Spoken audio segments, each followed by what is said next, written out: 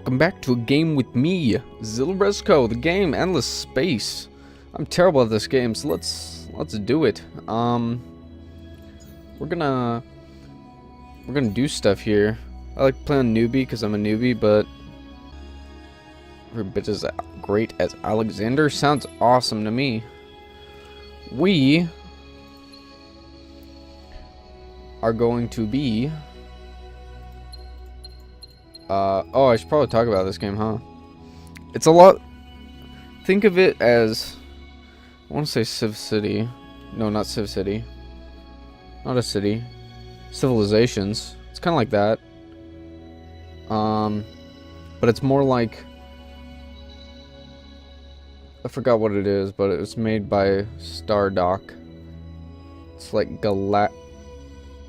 Galactic Civilizations, something like that. But it's a lot better looking, a lot different. And you have all these races. I made these two. Made them, quote unquote. Using the ad. But I want to choose one of these pre-made ones. You have the United Empire, which are pretty much economy / military type people. The Cravers. Consume worlds. They're militaristic. These guys are scientists, usually go down the science path. There's a whole tech tree that's amazing.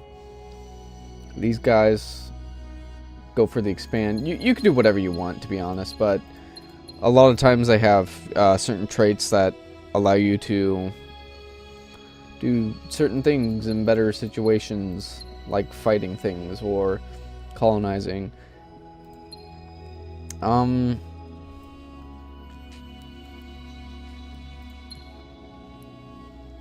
I think I want to be militaristic, of course.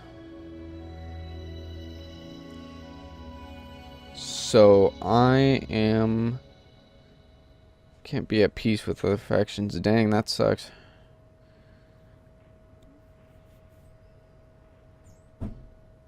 I actually wanted that. I think these two have the same ships. Never been pilgrims before. Never been them before, or these people.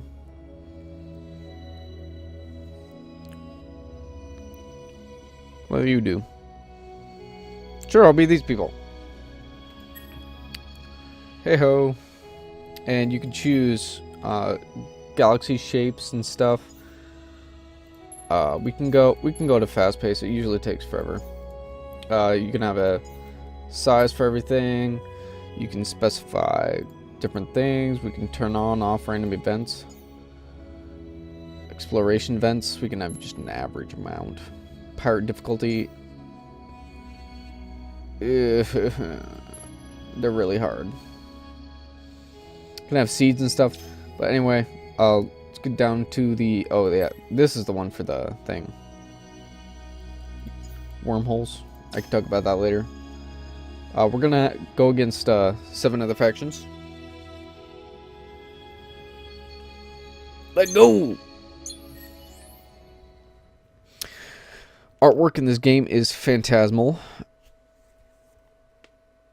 Every race is beautifully sculpted. And yet, yeah. It does great things. Gonna load soon. Any minute. Any year. Any lifetime. Thank you, God. What we call barbaric ritual, the Hisho call noble tradition. Yep, that's great. So you start off with your home planet. And a ship. I think you start off with a colony ship. Nest ship is what this one's called. And I'm going to call this guy to explore the galaxy automagically. And so right off the bat, we're going to look for things that we can colonize. All the orange planets here, you can see that every circle is a planet. or asteroid belt in the system. Each one of these things are systems. This one's a white dwarf system. Yellow sun, so main sequence stars. And then a blue sun, nice and hot. Orange ones are ones we cannot colonize. White ones are. The little things up here are resources. They do stuff. I don't really pay too much attention to that.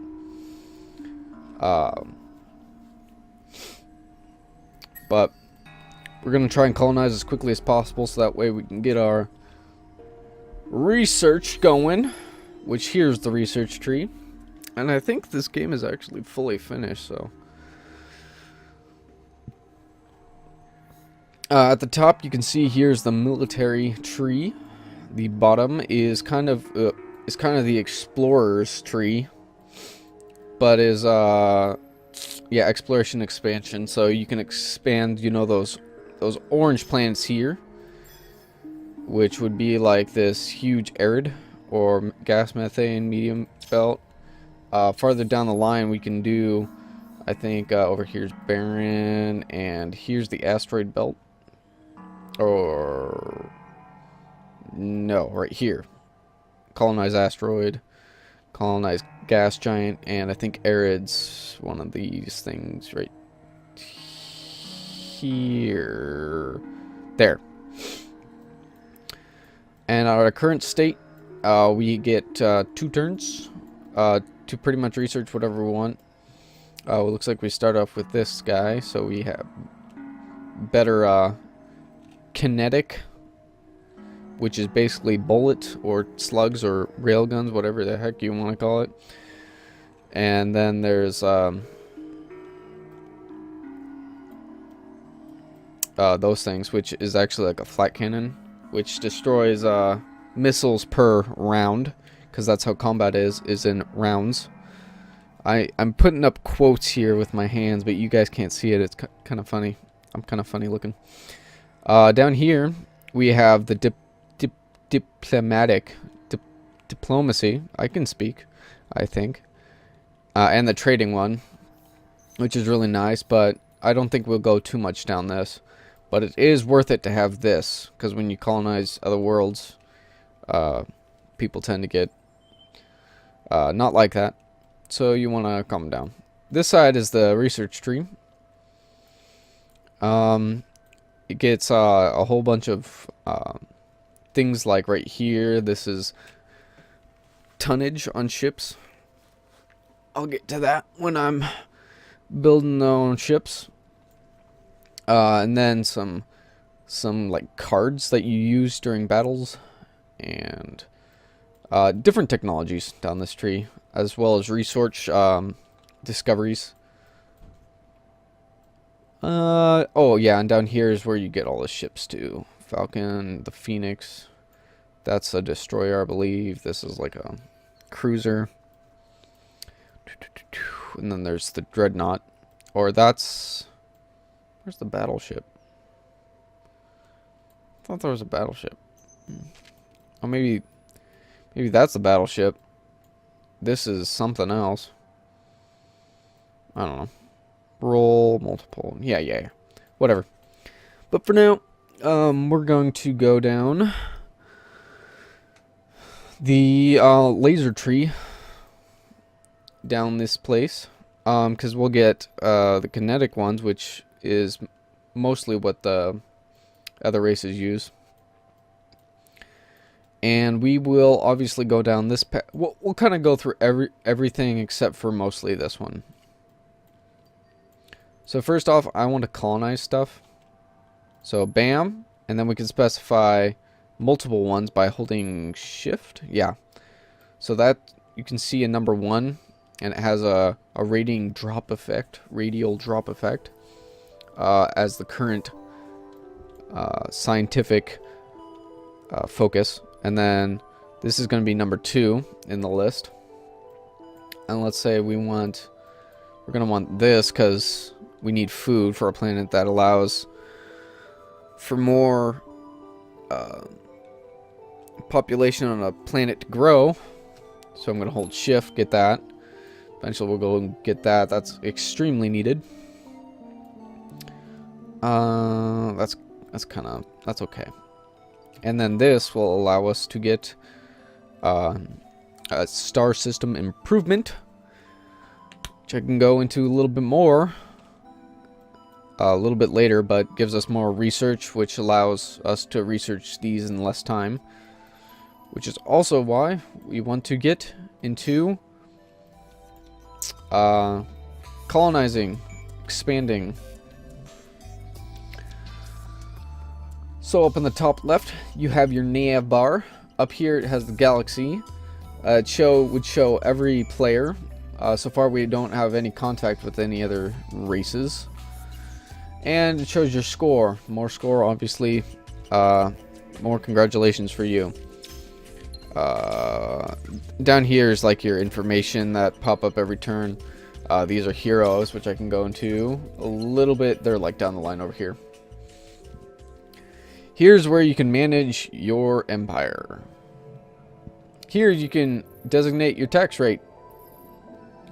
I like to leave it at 40. Leave it at regular. Sometimes tax rate can increase or decrease the amount of research per turn, which is denoted as science, which you get specific research faster. See, it takes 999 turns to research the next thing. 2 turns or still 2 turns. You can have a production. You can select a production from here. You can have the focus on industry, which you can see the industry amount right here. 17 industry points, whatever you would like to call it. And you can convert 33% of that into science or dust, which is the currency in the game. You can see trade routes, which usually set themselves up, but you get science income and dust income per trade route, and you can escalate that however you want, however you need. If you would not like to specifically handle each specific or micromanage every system, you can set an AI to it. I like to balance it out, and it will select a production by itself. Productions can range from system improvements to building ships, which we have a scout, a warrior, which I'm going to guess is our version of a destroyer, and so I'll make one of those, but I'll also make a nest ship. And so this is a planetary exploitation, which if I click here on the planet, we have exploitation options, which allows us to specialize a planet with a specific goal, whether that be science or dust, money, industry, which, if you remember, can be converted into science or dust, but also decides on how fast these ships are made, or food, so that way your population, as shown by this like Facebook profile, no profile pic found kind of silhouette, shows. I have 3 population unit things when it can hold 6. Of course, more is better. And as time goes on, we'll colonize these planets once we unlock the research to colonize Arctics and asteroid belts. I don't think we'll get to asteroid belts, but maybe someday. The game goes quite in depth as far as planet type. So this is a jungle, so it produces more food. I think it actually would say, yeah, it's a jungle effect is a +4 per population unit on the planet, plus of course industry, dust, and science production each. I think it's each turn, but I'm not sure on that. I think it's just units. I'm not I'm not really sure, but more is better and better population growth.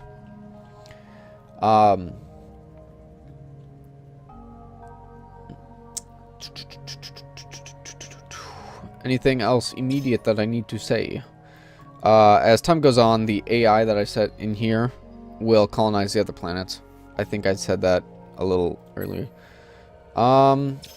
Here's our empire's like factors, but it's really more like attributes and how they affect everything. So you can see that. +4 arrow from Empire means our ships are faster as far as traveling between the star systems. We have the ship place, and we can always add a ship, a different kind of ship, but select a specific class, which this looks like the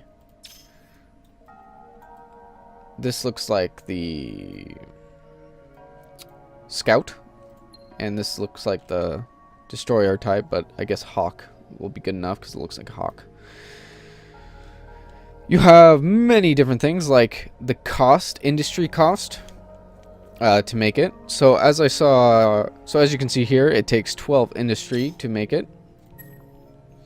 And this planet, or rather this system, since we only have one planet, you can see up here the total industry is 17. So it would be made in 1 turn, less than a turn. And then the rest of the industry flows over to the next thing, which the next ship costs 137.5, as you can see in the bottom of the UI that just popped up. Oh, and it costs 1 population to make a colonizing ship. So sometimes it's good to make a industry system, and sometimes you just go with the flow like me. You can upgrade past models or designs, so that way you can upgrade them out in the field. So if I stop, go, oh, wait, thank you. So if I wanted to modify this, I could just select auto upgrade, and it would auto upgrade everything here. But let me go into more specific stuff. I like to say a lot. It's very nice. Over here, if you can see my mouse cursor, we can select the name for it. If you're modifying a design, then it will just append a numer after it, like Mark 1, Mark 2, but in this case it's 1, 2, 3, 4, 5, 6, 7, 8, 9, 10. A class, which is specific to each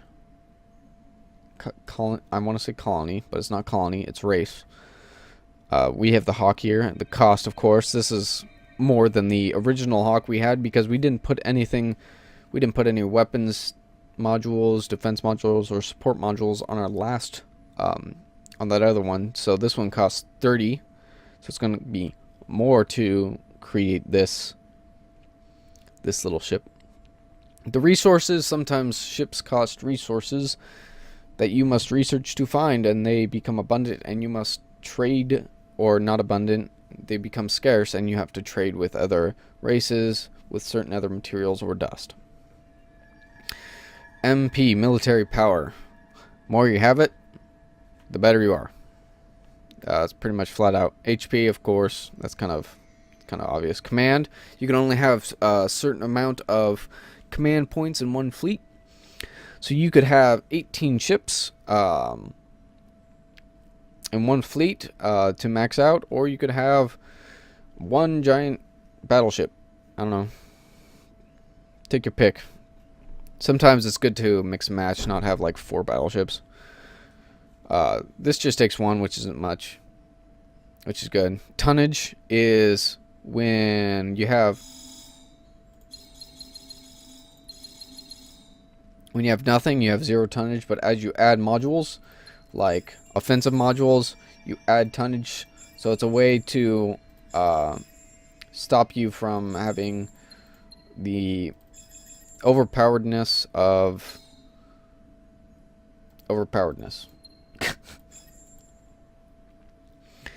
You have specific types of weapons, like kinetic, beam, missile.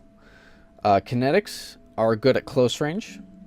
There's 3 phases in a combat. There's like long range, medium range, and short range.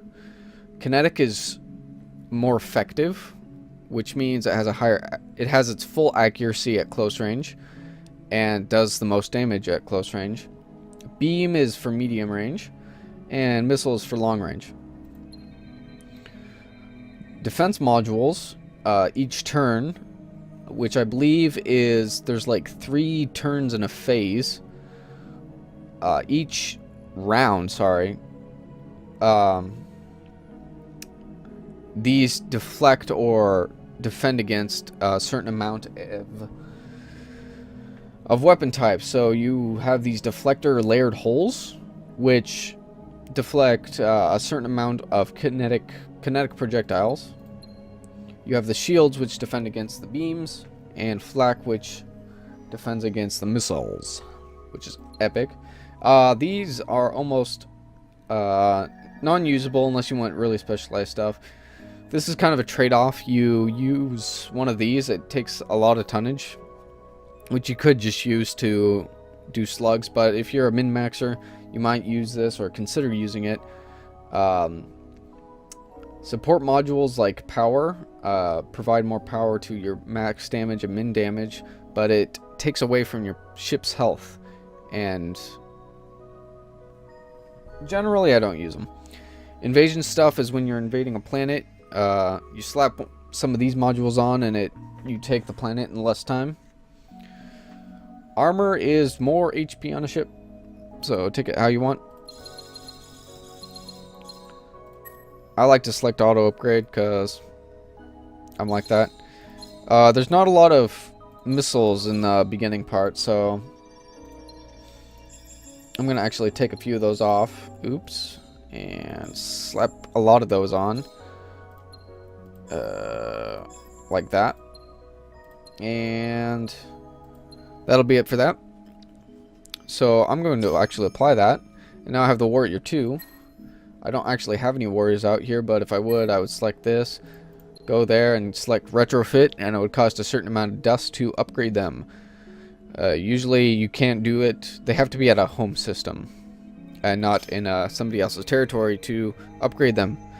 So now we get this upgrade of ships under construction. So that means that it's upgrading the warrior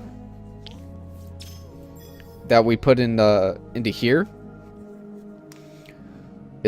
It's upgraded that to warrior 2, and it was warrior 1. That's something you have to specify in the options, I believe. Auto upgrade, yeah, auto upgrade ship design and queue. And as you can see, the nest ship now takes 12 turns. If you remember back, it took 11 turns. So because the cost of industry went up on it. And of course, if you want to up the amount of industry, food, science, or dust, you can either do the exploitations, the star system improvements, which a planet can only have one exploitation, but it can have all of the planetary improvements. Excuse me. Okay. And of course, the more population, the more you're going to get out of the planet as far as industry and science and dust. Because more taxes, more people to research, and more people to work. Okay. So, what else?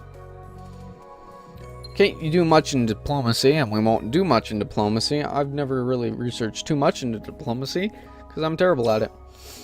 I'm probably going to lose and die terribly, but that's what I get for choosing hard. We have our heroes, which we can select here.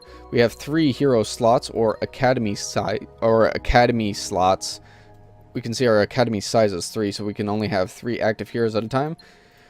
We are being generously enough. Ooh, I've never seen a drone before. What? Oh, the Source, really? Okay. These can be from all different types of races, and the race doesn't really matter. However, these things like administrator, corporate, so I would throw this guy on a planet. You can have a hero be assigned to a planet or to a fleet, and depending on if you want them to provide their bonuses to a fleet or to a planet, which you specialize them as you go as well, but they also get certain abilities as they go on to that you may want or may not want, but I don't know them. But eventually I'd like to use them all to their full stability. So we're going to enter, and that will allow something to take place. For some reason, I think how it works is you end the turn, and then the next turn begins, and then everybody takes their turn at the same time. Takes their time at the, you know what I'm saying. So this guy's still exploring, but he's not going to move right away unless we tell him to. Or I select the end turn, and then he'll finish going the route. So I'm just going to do execute all planned moves of your fleets. Alrighty, and I'm going to take a chance. I'm going to go over here with my colony ship, because I don't want to wait for this guy to find a right planet. And as we can see, we're the only one taking a turn right now, because on the galaxy thing we're red, and we're the only one in the radius around that circle. So there's still not anything we can do, so we're gonna take another turn. And in the top left you're gonna see all the colors come back, and we got a planetary exploitation done. And now we're building up the Warrior 2. And we got a research complete. So now we can colonize Tundra. Doesn't look like we have a Tundra here. We have an Arctic, no Tundra. But that's okay. So I'm gonna... Okay. So I'm gonna immediately ignore everything and colonize this Tundra. It has friendly locals. This is called a planet anomaly. And a planet can have it or not, but this one happens to be friendly locals. It happens to be a good one because it's green.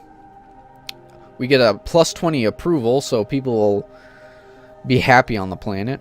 A +1 food per population unit, and +1 population unit available. So otherwise, see, it's 6 population units. If this planetary anomaly wasn't here, it would be 5. Things like ice happen to be a trade-off. Less approval on the planet, but more research per population unit.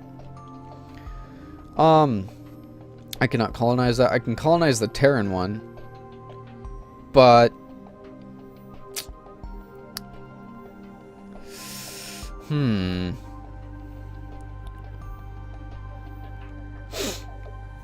actually, I think I might grow faster on the Terran one, so I'm going to grab the Terran one. I'm going to go into our planet or empire thing and select the AI for it to be balanced. So as you explore, you will see you will get exploration events. Sometimes you get a choice. As familiarity with space travel and exploration increases, more and more events and anomalies are registered. Some of these are simply strokes of luck, either good or bad, while others are complex situations that require decisions and generate risk. I could not have explained that better myself without saying I'm going to do option 1. Dante and Virgil always took the left one, and so will I. And we will see what we did, what we got next turn.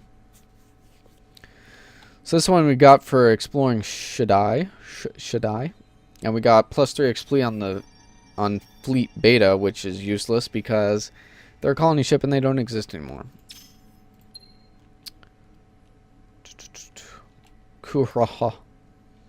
We got 5 dust for exploring this planet.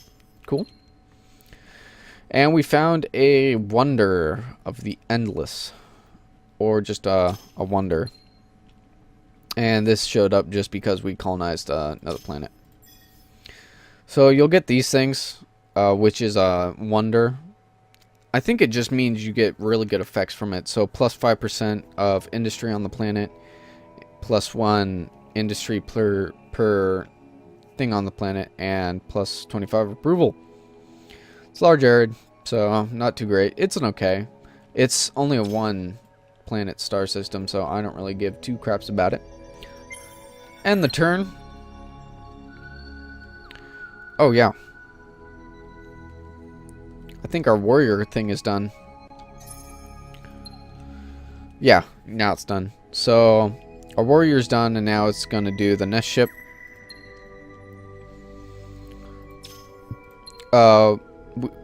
We probably finished the research. Yeah, we finished the research xenobiology, which allows us to wait.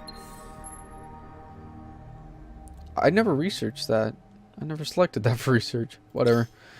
Or maybe I don't think I did. But we discovered these. So now we discovered this little thing, hydromiel, and it has an effect on the planet. +3 food per population thing. That's pretty cool. I like that, so we'll go pretty good. And so now we're researching the colonized arid and dust water, and we found those stuff. So now we see 1 technology is randomly discovered. That is what we got from the choice there, the 3 option choice, and now we will send him to wherever he's gonna go, and we will click this little tab thing here. Alternatively, you could click on the system. Here's the hangar. You can click on here and click create.